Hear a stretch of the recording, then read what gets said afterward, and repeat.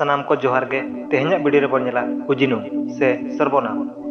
उजिनुम से सर्वनाम दो चेत बन मेदा आर तीन थोक रे हाटिंग आर चेत चेत को पुइलु रे बन नेला उजिनुम दो चेत बन मेता कना। ᱧᱩᱱᱩᱢ बदलते जहान साबात लगा ओना दो उजिनुम को मेता। एटा साबात लेकाते जतो ᱧᱩᱱᱩᱢ रेया बदलते हिजुक साबात के उजिनुम को मेता। हिंदी तेबन मेन किया संज्ञा के बदले जिन शब्दों का व्यवहार किया जाता है उसे सर्वनाम कहते हैं। जेलेका आम, उनी, नुई, नोआ, हाना, ओना एमान को। नितो दोबन नेला उजिनुम रेया हाटिंग से सर्वनाम के प्रकार। उजिनुम रेया पुइलु हाटिंग रेदो हर उजिनुम से पुरुषवाचक सर्वनाम। हड़ा ᱧᱩᱛᱩᱢ बदलते हिजुक कान साबात गे हर उजिनुम को मेता कना। हिंदी तेबन मेन किया जिस सर्वनाम से कहने वाले, सुनने वाले या जिसके विषय में बात की जाए उसका बोध हो उसे पुरुषवाचक सर्वनाम या व्यक्तिवाचक सर्वनाम कहते हैं। जेलेका सागुने सेनोक कना, उनी सेनोक कना।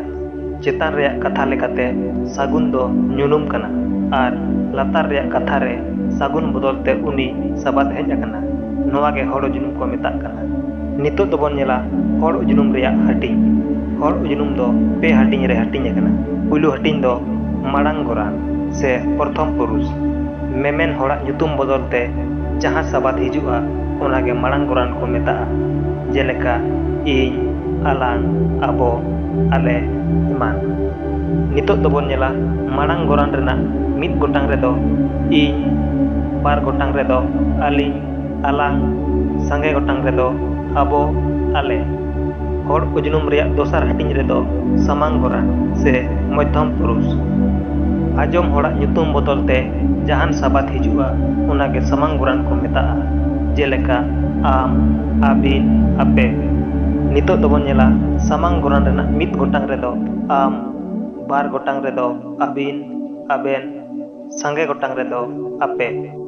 हर उजिनुम रेना तेसार हाटिंग रे बन नेला सांगिन गोरान से अन्य पुरुष। जहाया बाबत ते जहां मेनोआ ओना दो सांगिन गोरान को मेता। जेलेका आज, आकिन, आको। नितो दोबन नेला सांगिन गोरान रेना मिद गोटांग रेदो आज, बार गोटांग रेदो आकिन, संगे गोटांग रेदो आको। उजिनुम रेया दोसार हाटिंग रेदो ठौका उजिनुम से निश्चित वाचक सर्वनाम। जहां उजिनुम ते ठौका जीवियान आर बांग जीवियान जिनिस बड़ायोआ ओना दो ठौका उजिनुम को मेता। हिंदी तेबन मेन किया जिस सर्वनाम से किसी व्यक्ति वस्तु का निश्चित पूर्वक बोध होता है उसे निश्चित वाचक सर्वनाम कहते हैं। जेलेका जीवियान, नुई, उनी, बांग जीवियान, नोआ, ओना, हाना। उजिनुम रेया तेसार हाटिंग रेदो बांग ठौका उजिनुम से अनिश्चित वाचक सर्वनाम। जहां उजिनुम ते बांग ठौका जीवियान आर बांग जीवियान जिनिस बड़ायोआ ओना दो बांग ठौका उजिनुम को मेता।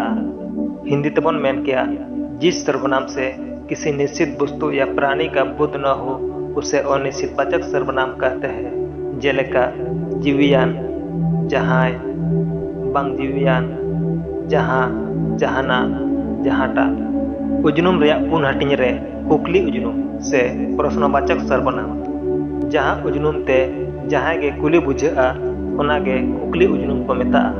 हिंदी तेबन मेन किया जिस सर्वनाम शब्दों का प्रयोग प्रश्न पूछने के लिए किया जाता है उसे प्रश्नवाचक सर्वनाम कहते हैं। जेलेका जीवियान, ओकोय, चिली, बांग जीवियान, ओका, चेत, तीन।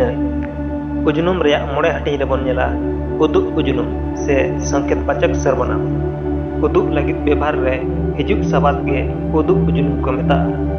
जेलेका जीवियान, नुई, उनी, बांग जीवियान, नोआ, ओना, हाना।